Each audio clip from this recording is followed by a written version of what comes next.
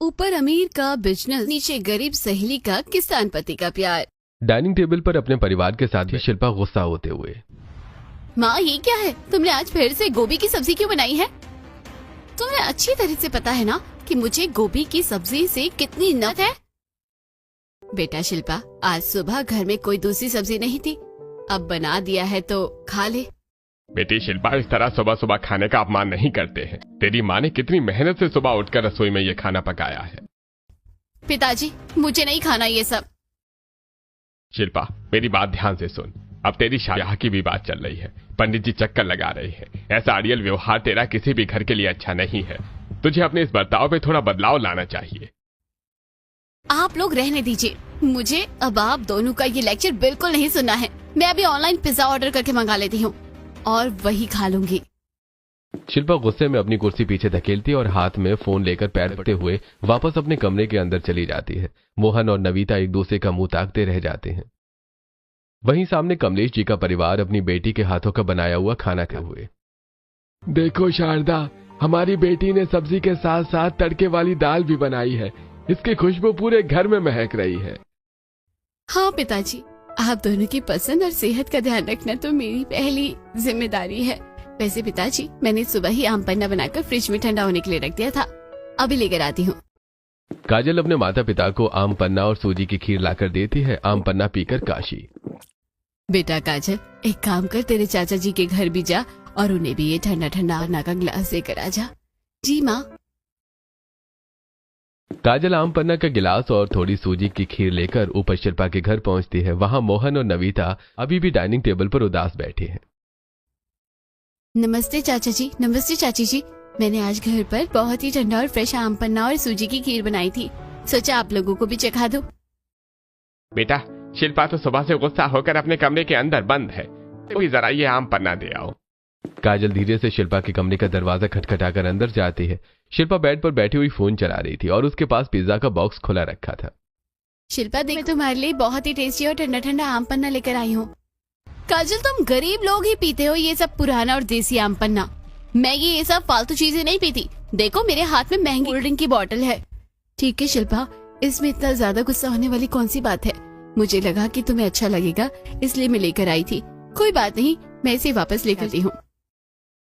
काजल उदास मन से गिलास लेकर कमरे से बाहर आ जाती है और अपने घर लौट आती है।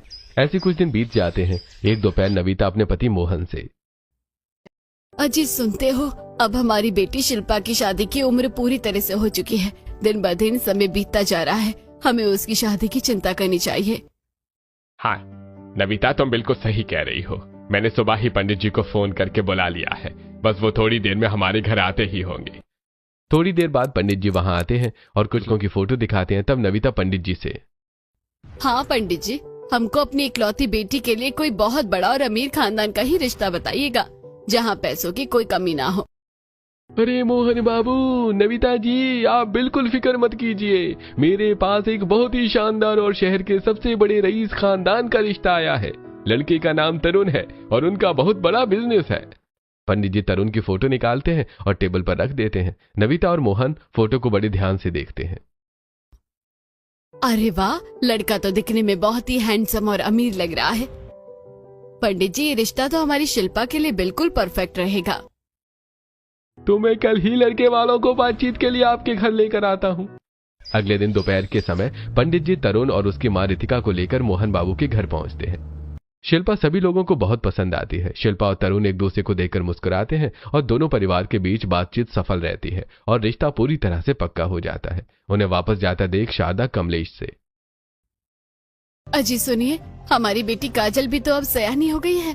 हमें भी पंडित जी से बात करनी चाहिए ताकि हमारी बेटी का भी घर बस सके। मैं अभी पंडित जी को फोन लगा देती हूँ। शारदा भी पंडित जी को फोन लगा देती हैं। अगले दिन पंडित जी काशी कमलेश से बात करते हुए, अरे कमलेश जी, आपकी बेटी काजल के लिए भी मेरे पास एक बहुत ही संस्कारी और अच्छा रिश्ता है। पंडित जी, हमें कोई बहुत बड़ा अमीर खानदान नहीं चाहिए। हमको तो बस ऐसा रिश्ता चाहिए जो संस्कारी हो, लड़का अच्छा कमाता हो और हमारी बेटी को हमेशा खुश रखे।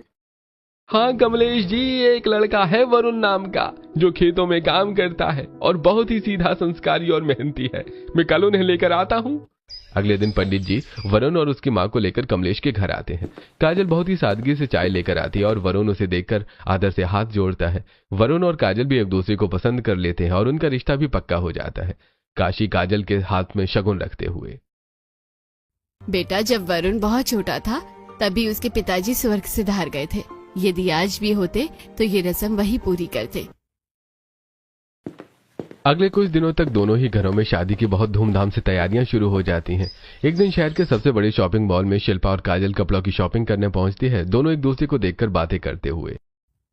अरे शिल्पा, तुम भी यहाँ इसी मॉल में शॉपिंग करने आई हो? ये तो कितनी बड़ी इत्तेफाक की बात है ना कि हम दोनों की शादी एक ही साथ हो रही है। हाँ काजल, इत्तेफाक तो है, लेकिन हम दोनों की शादियों में जमीन आसमान का फर्क है। मैं खुद भी अमीर हूँ और मेरी शादी भी शहर के सबसे बड़े बिजनेसमैन और अमीर घर में हो रही है, और तुम खुद भी गरीब हो और तुम्हारी शादी भी एक मामूली गरीब किसान से हो रही है। शिल्पा, मैं अपनी सादगी भरी जिंदगी से बहुत खुश हूँ। मुझे अमीरी गरीबी से कोई फर्क नहीं पड़ता।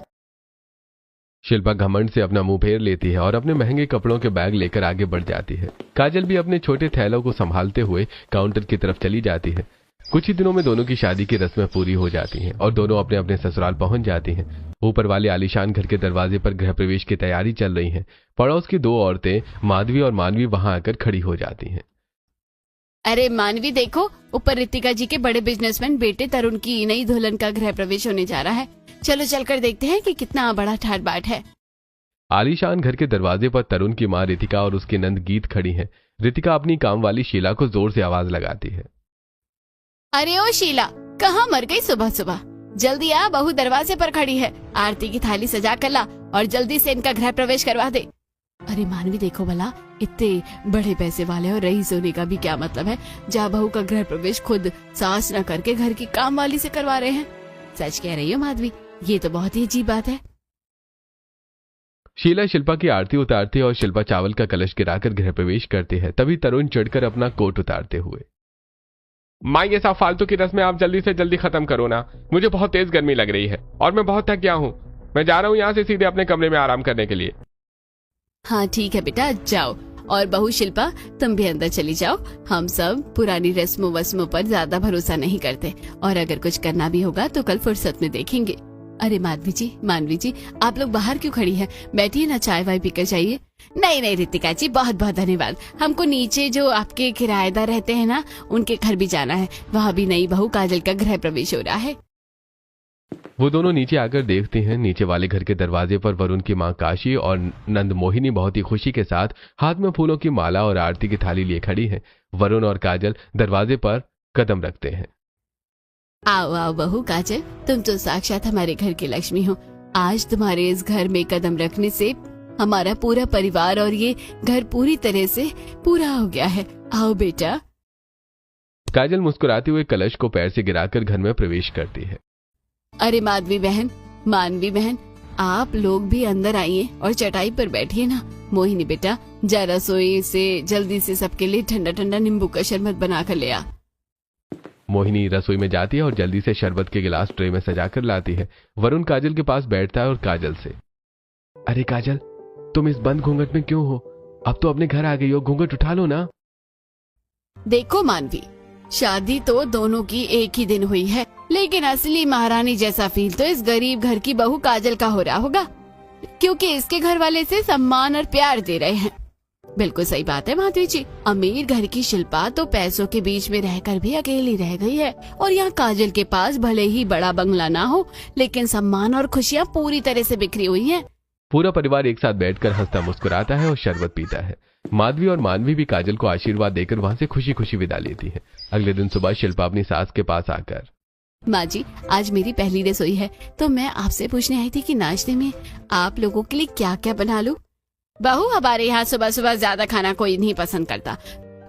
तुम ऐसा करना कि बर्गर वगैरह बना लेना और अपने हिसाब से देख लेना। रसोई में सब सामान पहले से ही रखा हुआ है। वैसे सालों पहले तुम्हारे ससुर जी की हार्ट अटैक से मृत्यु हो गई थी। यदि वो जिंदा होते तो वो तुम्हें अलग अलग डिशेस बनाने को कहते। उन्हें खाने का बहुत शौक था।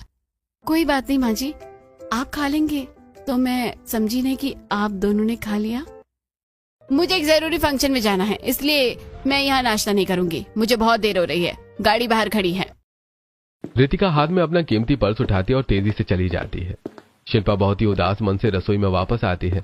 वो कई तरह के पकवान, मिठाइयाँ और बर्गर तैयार करती है। वो डाइनिंग टेबल पर सारा खाना सजा देती है। तरुण और गीत आकर टेबल पर बैठते हैं। तरुण जी, गीत देखिए, मैंने पहली रसोई में बहुत सारी चीजें मेहनत से बनाई हैं। कैसा बना है? ठीक ही बनाया है, काम चल जाएगा।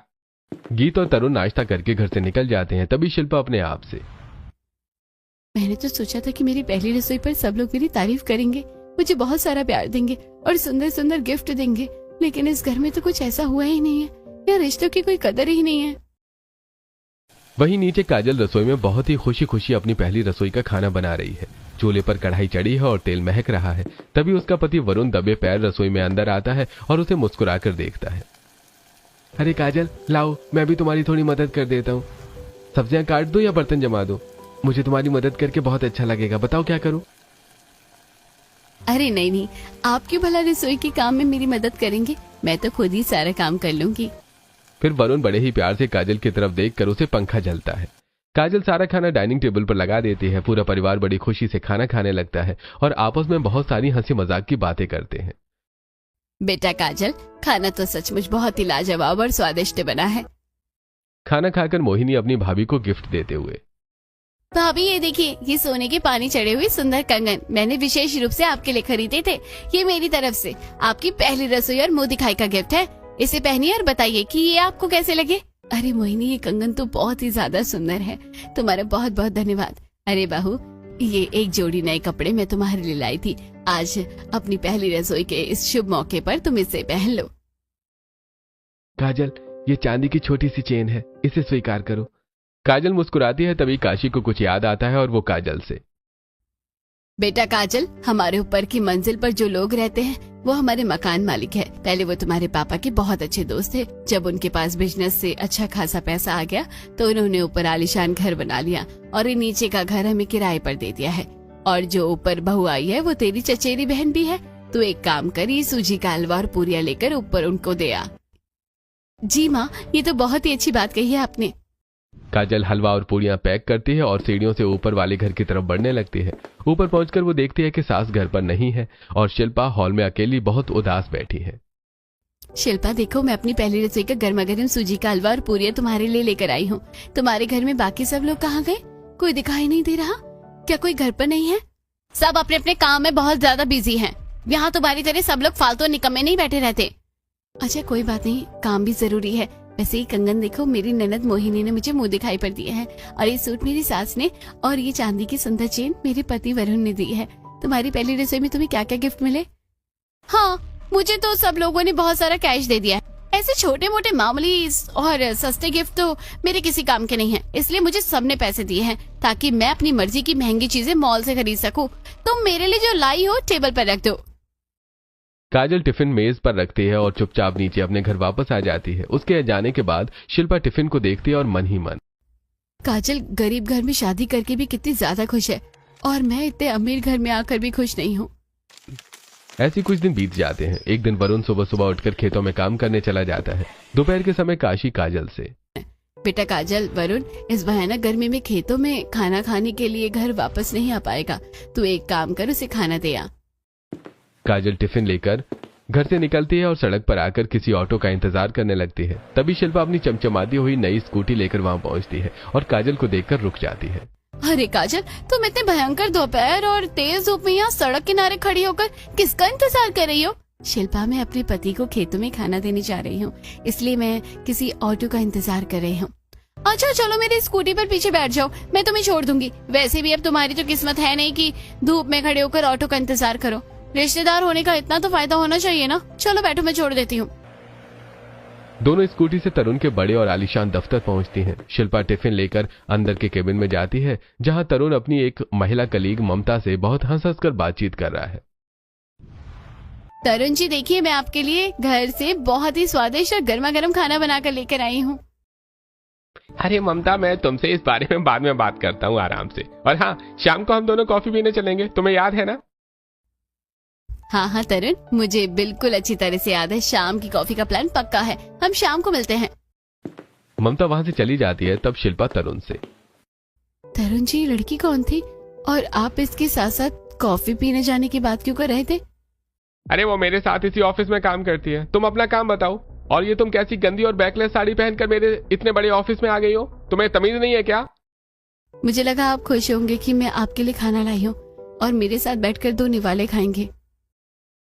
मेरे पास तुम्हारे साथ बैठकर यहाँ फालतू समय बिताने का टाइम नहीं है। मैं ऑफिस में हूँ और बहुत जरूरी काम कर रहा हूँ। तुम्हारे जैसे यहाँ कोई फालतू नहीं बैठा हूँ। चलो घर जाओ।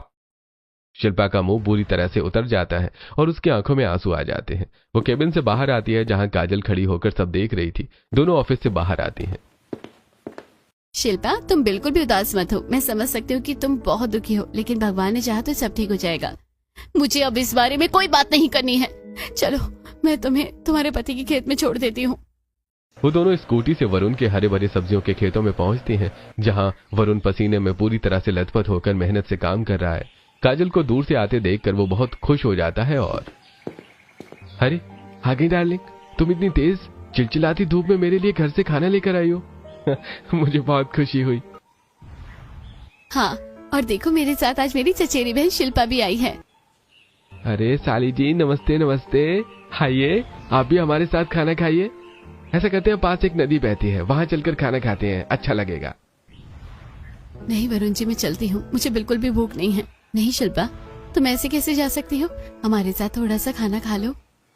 सब लोग नदी के किनारे बड़े पेड़ की छांव में जमीन पर बैठते हैं। वरुण बड़े ही प्यार से अपने हाथों से पहला निवाला बनाकर काजल के मुंह में डालता है। तभी वहां खेत पर काम करने वाली 2 और लड़कियां राधा और मीरा आती हैं और काजल से, तो ये है भैया की धर्म पत्नी जी। भैया, तुमने हमसे कभी अपनी पत्नी को नहीं मिलवाया है।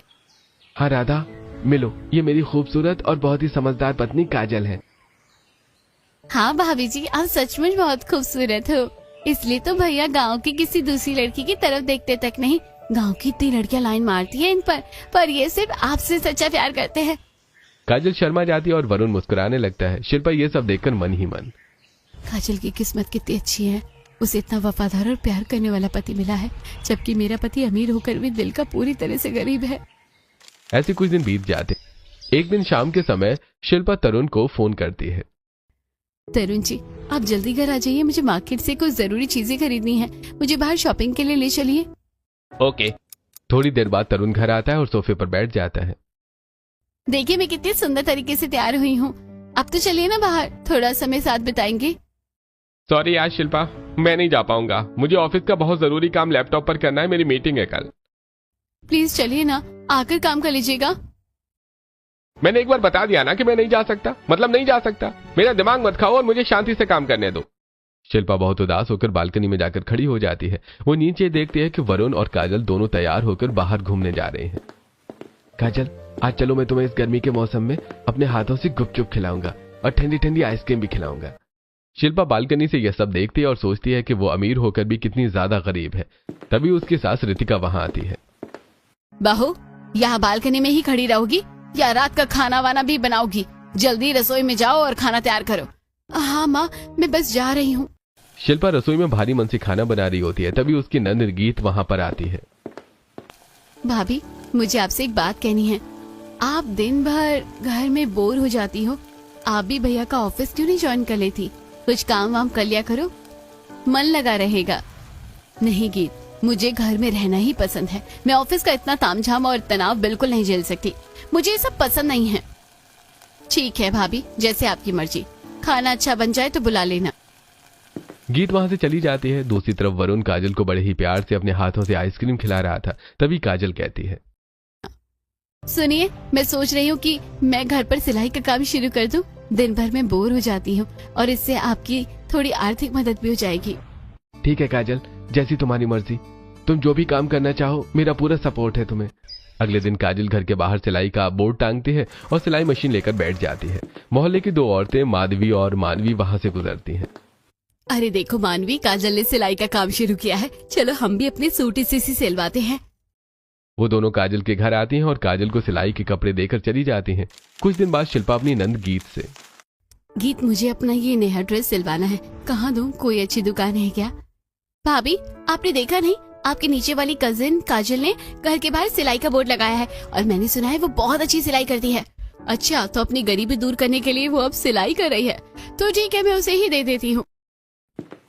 शिल्पा कपड़े लेकर नीचे काजल के घर जाती है और घमंड से, काजल, मैंने सुना है कि तुम यहाँ सिलाई का काम कर रही हो। मैं भी तुम्हारे पास अपना ही महंगा सूट सिलवाने आई हूँ, इसे अच्छे से डिजाइन कर देना। हाँ हाँ शिल्पा, मैं बहुत अच्छे से सिल दूंगी, तुम फिक्र मत करो। अच्छा हुआ कि मैंने अमीर घर में शादी की, मुझसे तो ये सब सिलाई कढ़ाई का काम जिंदगी में कभी होता ही नहीं। खैर, गरीब घर में शादी करने से यही सब करना पड़ता है। तुम सिल देना, मैं तुम्हें इसके कुछ ज्यादा ही एक्स्ट्रा पैसे दे दूंगी। शिल्पा घमंड से चली जाती है। काशी अंदर से आते हुए ये सब देखकर, बहू, ये शिल्पा हमेशा से इतनी घमंडी है क्या? इसका घमंड कभी कम नहीं होता ना, हर बात में गरीबी का ताना मारती है। जाने दीजिए माँ जी, वो बचपन से ही ऐसी जिद्दी है। मैं उसकी गलतियों पर बिल्कुल ध्यान नहीं देती। वो मेरी बहन है और दिल की बुरी नहीं है। बहू, तुम सच में बहुत समझदार और बड़े दिल वाली हो, तुम पर हमें गर्व है। ऐसे कुछ दिन और बीत जाते हैं। एक दिन ऊपर वाले घर में तरुण अपनी पत्नी शिल्पा से, शिल्पा सुनो, आज रात को मेरे कुछ दोस्त घर आ रहे हैं, उनके लिए अच्छा खाना बना देना। सुनिए, मैं इस घर की नौकरानी नहीं हूँ, मैं रोज रोज अकेले खाना नहीं बनाऊंगी। बकवास मत करो शिल्पा, नौकरानी नहीं हो तो क्या हुआ, बीवी तो हो ना, खाना तो तुम्हें ही बनाना पड़ेगा, मेहमान आ रहे हैं। बीवी होने का मतलब ये नहीं कि आप सिर्फ अपनी पसंद का काम करवाएं और मुझ पर कभी ध्यान न दें। आप बाहर से खाना मंगवा लीजिए, मैं नहीं बनाऊंगी। तुम्हें बनाना पड़ेगा शिल्पा, तुम मना नहीं कर सकती। नहीं बनाऊंगी, बोल दिया ना। तुम मेरा क्या कर लोगे? मैं नहीं डरती। तरुण गुस्से में पूरी तरह से आपा खो देता है और खींचकर शिल्पा के गाल पर एक तेज थप्पड़ मार देता है। बदतमीज औरत, आज के बाद मुझसे बहस मत करना। शिल्पा रोते हुए अपने कमरे में चली जाती है और अपना फोन उठाकर कांपते हाथों से अपनी माँ नविता को फोन लगाकर सारी बातें बताते हुए, माँ, आज तरुण ने मुझ पर हाथ उठाया, मैं इस घर में अब और नहीं रह सकती।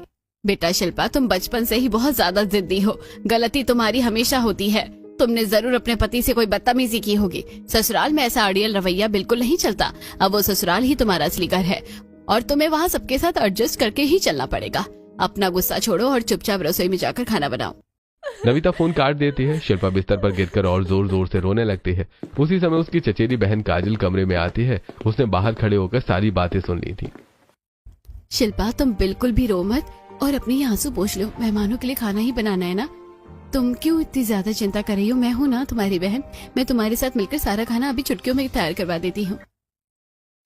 शिल्पा कुछ नहीं बोलती और चुपचाप काजल के साथ रसोई में जाती है। काजल बहुत ही शानदार और स्वादिष्ट खाना बनाती है। थोड़ी देर बाद तरुण के दोस्त आते हैं। काजल और शिल्पा मिलकर सभी को खाना परोसते हैं। खाना खाकर तरुण के दोस्त काजल के बनाए पकवानों की बहुत तारीफ करते हैं और फिर चले जाते हैं। ऐसे कुछ दिन बीत जाते हैं। एक दिन शाम के समय पूरे मोहल्ले की बिजली अचानक चली जाती है और चारों तरफ गहरा अंधेरा छा जाता है। उमस और गर्मी बहुत ज्यादा बढ़ गई है। ओफो, ये लाइट भी इसी समय जानी थी। अरे मेरा काम रुक गया। शिल्पा, तुम थोड़ा इस हाथ के पंखे से मुझे हवा कर दो ना। मुझे खुद इतनी तेज गर्मी लग रही है और आप बोल रहे हो कि मैं आपको बैठकर हवा कर दूं?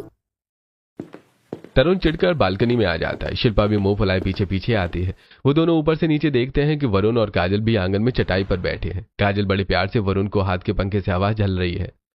अरे काजल, तुम भी तो दिन भर काम करके और सिलाई करके थक जाती हो ना। लाओ, अब ये पंखा मुझे दो, मैं तुम्हें हवा कर देता हूँ, तुम आराम से बैठो। वरुण पंखा लेता है और काजल को हवा करने लगता है। दोनों एक दूसरे को देखकर मुस्कुराते हैं। देखा आपने, ये होता है पति पत्नी का असली प्यार और आपसी समझ। इसे कहते हैं सच्चा रिश्ता, जहाँ एक दूसरे के सुख दुख की चिंता होती है। शिल्पा, मेरी तुलना उस मामूली इंसान से मत करो। उसकी और मेरी हैसियत में जमीन आसमान का फर्क है। मैं बहुत बड़ा बिजनेसमैन हूँ और वो एक छोटा सा किसान है। तरुण गुस्से में अंदर चला जाता है। तभी अचानक लाइट आ जाती है और चारों तरफ रोशनी फैल जाती है। नीचे काजल वरुण से, देखिए जी, आपका प्यार देखकर इस बिजली को भी बहुत जल्दी वापस आना पड़ा।